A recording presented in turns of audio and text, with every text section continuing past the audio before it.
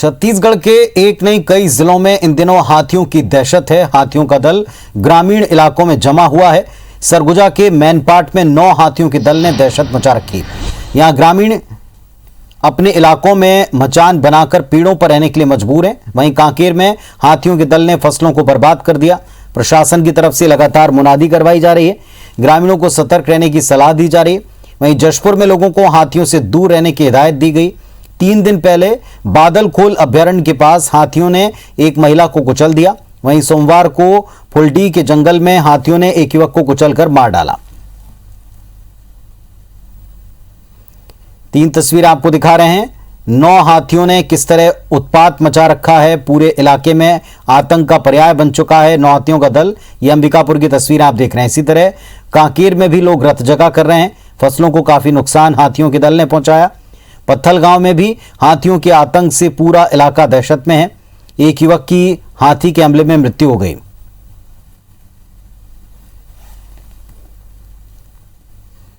तो हर साल की तरह इस साल भी कई सारे जिले ऐसे हैं, ग्रामीण हिस्से हैं जहां हाथियों का आतंक है।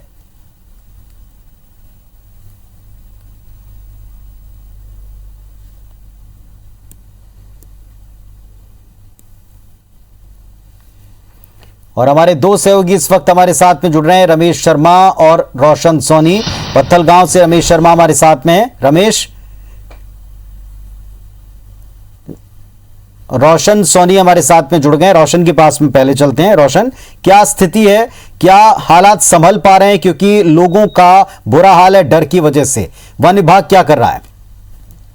जी पुनीत, आपको बता दें कि सरगुजा जिले के मैनपाट वन परिक्षेत्र में लंबे समय से हाथियों का आतंक जारी है। आपको बता दें कि मैनपाट वन परिक्षेत्र के अलग अलग इलाकों में लगातार जो है हाथियों का दल लगातार रिहायशी इलाकों में घुस रहा है और यहाँ लगातार जो है हाथियों का दल ग्रामीणों के मकानों को तोड़ रहा है। हाथियों का दल भोजन की तलाश में ग्रामीणों के घर पे रखे अनाजों को चट कर रहा है। हाथियों का दल जो है 9 सदस्यीय हाथियों का दल है जो रात के अंधेरे का फायदा उठाते हुए रिहायशी इलाके में अलग अलग इलाकों में घुस जाता है मैनपाट के, और यहाँ पे जो है चिंगाड़ते हुए ग्रामीणों को दौड़ाने लगता है और उनके घर पे रखे मकानों को तोड़ देता है।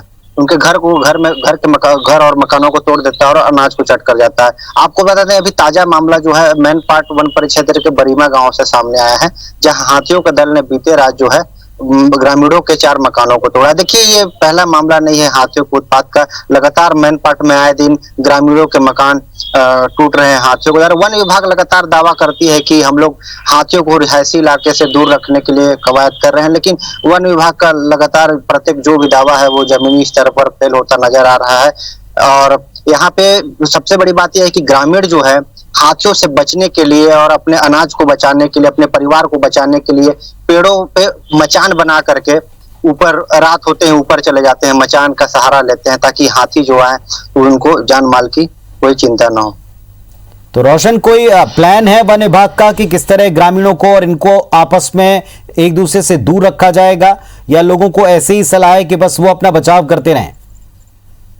देखिए, वन विभाग लगातार दावा कर रही है कि हम लोग लगातार मुनादी के माध्यम से लोगों को जागरूक कर रहे हैं और हाथी रिहायशी इलाका में जैसे घुसने के लिए होता है हम ग्रामीणों को अलर्ट करके दूसरी जगह में भेज देते हैं। लेकिन वन विभाग बातें तो करता है, तमाम बातें तो करता है, लेकिन जमीनी स्तर पर वन विभाग सक्रिय नहीं है। जहां तक हमने पाया कि वन विभाग मकान जब हाथी द्वारा ग्रामीणों के मकान जब टूट जाते हैं तब वन विभाग का अमला पहुंचता है और जो है मुआवजा देने की बात करता है, तो सामान्य प्रक्रिया है। लेकिन वन विभाग हो या शासन प्रशासन इनको थोड़ा कोई स्कीम बना करके जिससे ग्रामीण और हाथी जो है दोनों पे दूरी बने रहे, तो ऐसा काम होना चाहिए। जी चलिए, हमारे साथ में पत्थल गांव से रमेश शर्मा भी जुड़े हुए हैं। रमेश, क्या स्थिति वहां पर आप देख पा रहे हैं? क्योंकि वहां भी दहशत है। कोई प्लान है या लोगों को बचने के लिए कहा जा रहा है, मुआवजा बांटा जा रहा है बस?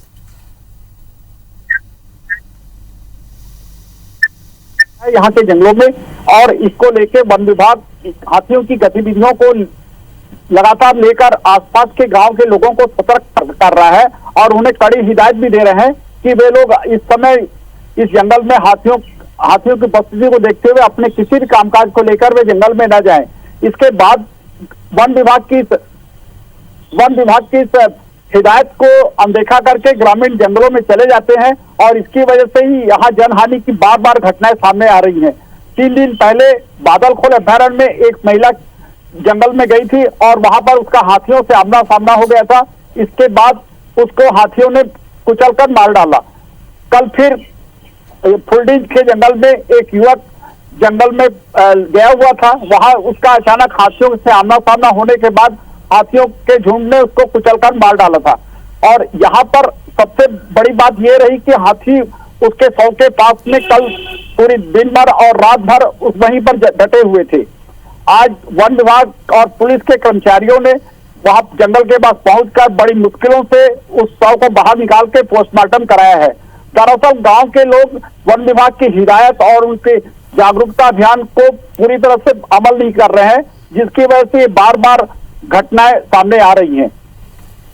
चलिए, बहुत शुक्रिया आप दोनों का इस पूरे अपडेट के लिए। तो ये 2 इलाके, बल्कि ऐसे कई और इलाके और जिले हैं जहां पर हाथियों का आतंक है, लेकिन कोई ठोस